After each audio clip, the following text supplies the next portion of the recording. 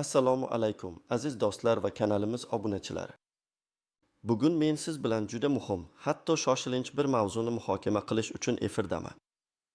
Hukumat tomonidan berilgan jiddiy buyruq haqida gaplashamiz. U aprel oyi oxirigacha amalga oshirilishi shart bo'lgan bir qator jarayonlarni o'z ichiga oladi.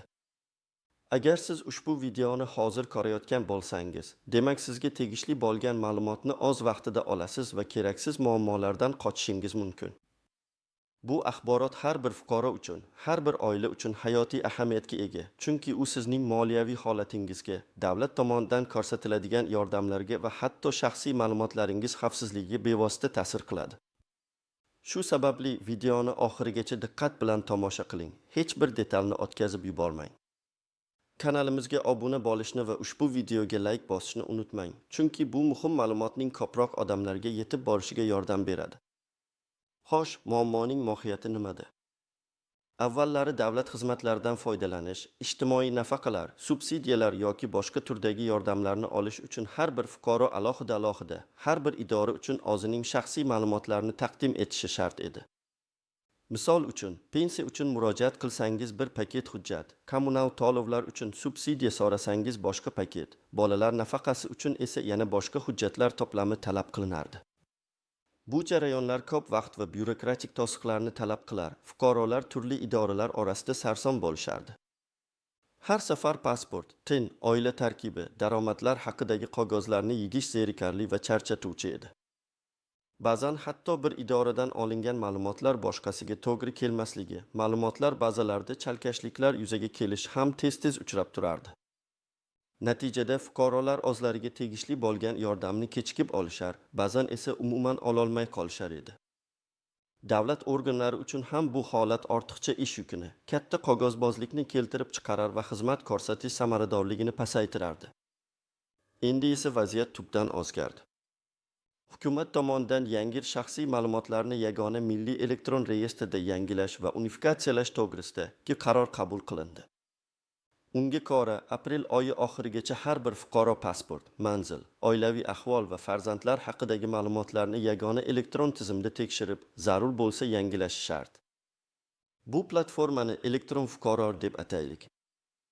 Ushbu platforma barcha davlat xizmatlarini yagona oynadan olish imkonini beruvchi asos bo'lib xizmat qiladi. Endilikda, agar sizning ma'lumotlaringiz ushbu yagona reyestrda to'g'ri va to'liq bo'lsa, kelajakda sizga nafaqa, subsidiya yoki boshqa har qanday davlat yordamini olish uchun qo'shimcha hujjatlar taqdim etish talab qilinmaydi. Tizim avtomatik ravishda barcha kerakli ma'lumotlarni reyestrdan oladi. Ammo agar ma'lumotlaringiz eski yoki noto'g'ri bo'lsa, siz kelajakda juda katta muammolarga duch kelishingiz mumkin. Bu nafaqat davlat xizmatlaridan foydalanishda cheklovlarga olib keladi, balki ba'zi hollarda moliyaviy yo'qotishlarga ham sabab bo'lishi mumkin. Masalan, sizga tegishli bo'lgan nafaqalar to'lov vaqtinchalik to'xtatib qo'yilishi yoki umuman bekor qilinishi mumkin. Shuning uchun bu buyruqni beparvo qoldirish mutlaqo noto'g'ri. Keling, bu jarayonni yanada batafsil ko'rib chiqaylik. Kimlar bu buyruqqa rioya qilishlari shart va kimlar tashvishlanishi kerak emas? Birinchi navbatda barcha fuqarolar o'z ma'lumotlarini tekshirishlari shart. Lekin ayniqsa quyidagi toifadagi shaxslar uchun bu jarayon g'oyat muhimdir. 1.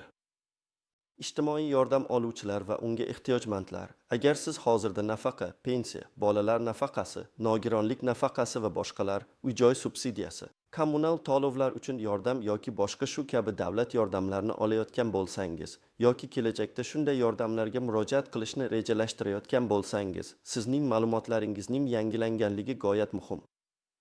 Real misol, oila boshligi ishidan ayrilgan va 3 nafar farzandi bor Shahnoza ismli ayol bolalar nafaqasi olish uchun murojaat qilmoqchi edi. Avvallari uning manzil ma'lumotlari mahallada qog'oz shaklida saqlanardi. Yangi tizimga ko'ra, agar uning elektron reyestrdagi manzili eski yoki noto'g'ri bo'lsa, u murojaat qila olmaydi. Davlat ushbu yordamni aynan elektron reyestrdagi manzil bo'yicha belgilaydi. Agar u aprel oxirigacha ma'lumotlarni yangilamasa, bola nafaqasini olish kechikishi yoki umuman rad etilishi mumkin. Har bir bola uchun belgilangan nafaqa miqdorini hisobga olsak, bir oylik kechikish oila uchun jiddiy moliyaviy yo'qotish bo'ladi. Masalan, 3 farzandli Shahnoza 900 so'm yo'qotishi mumkin. 2.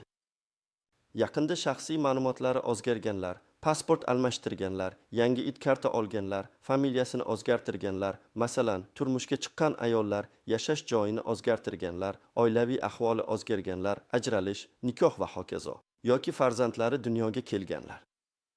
Real misol, Asqar ismli fuqaro yaqinda it kartasini yangiladi, lekin yangi pasport raqami va berilgan sanasi elektron reyestrda aks etmagan. Uning eski pasport ma'lumotlari hali ham ro'yxatda turibdi.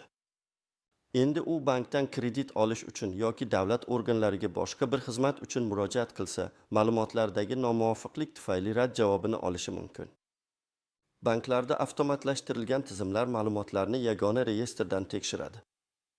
Agar ma'lumotlar mos kelmasa, kredit arizasi avtomatik ravishda rad etiladi.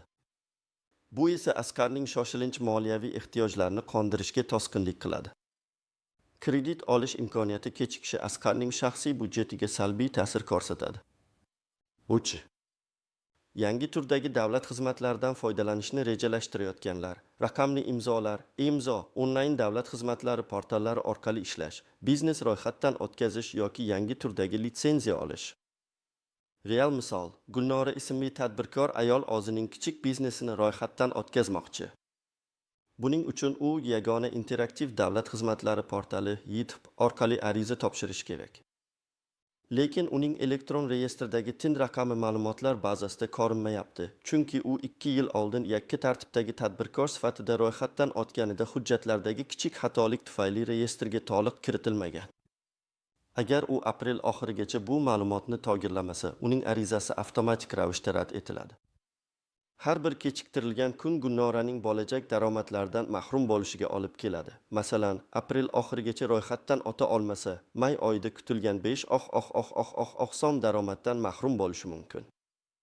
Kimlar tashvishlanishi kerak emas?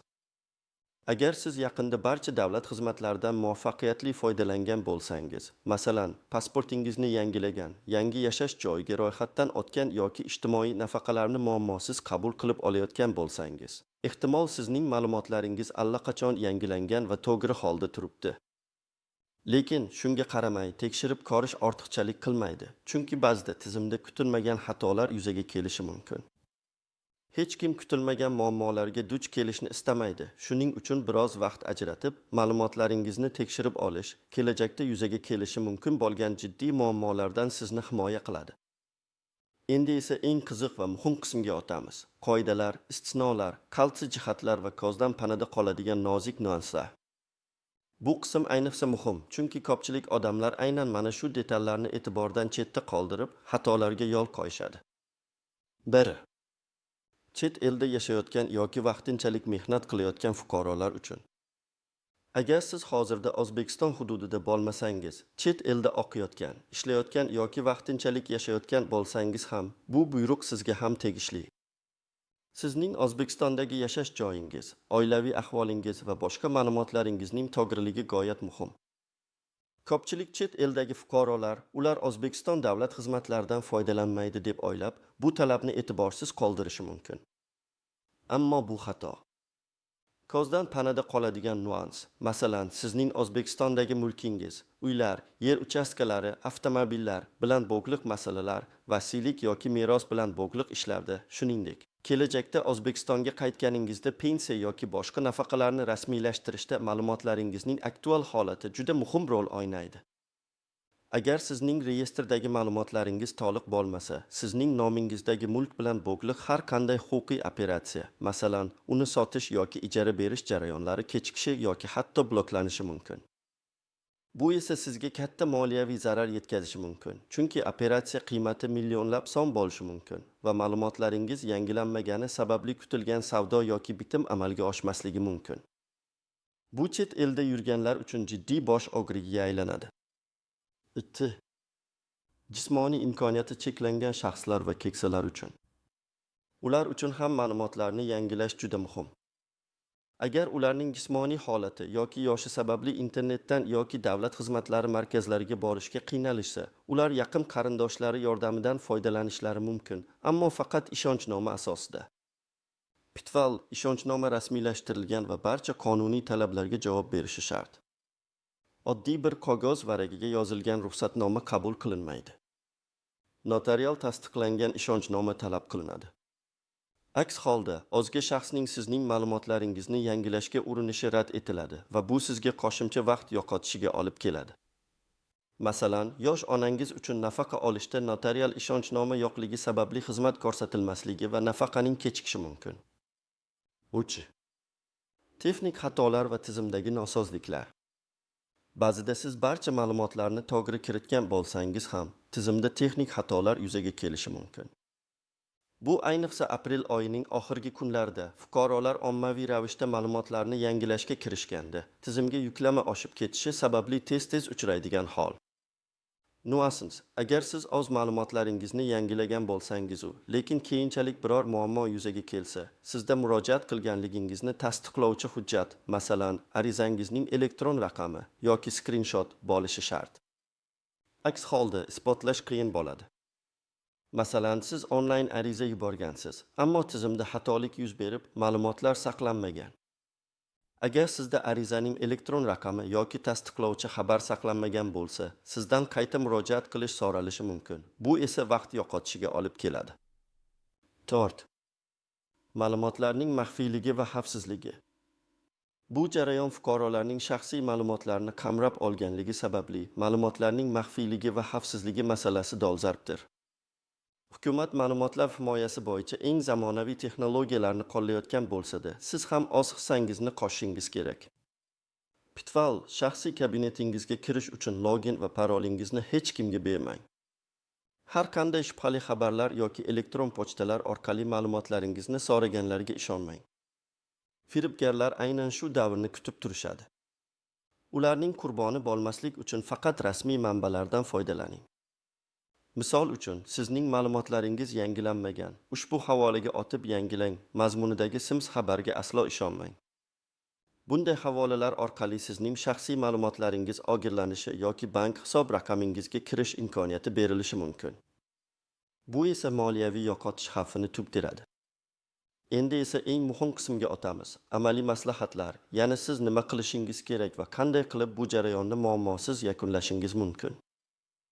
1. Ma'lumotlaringizni qayerdan tekshirasiz va yangilaysiz?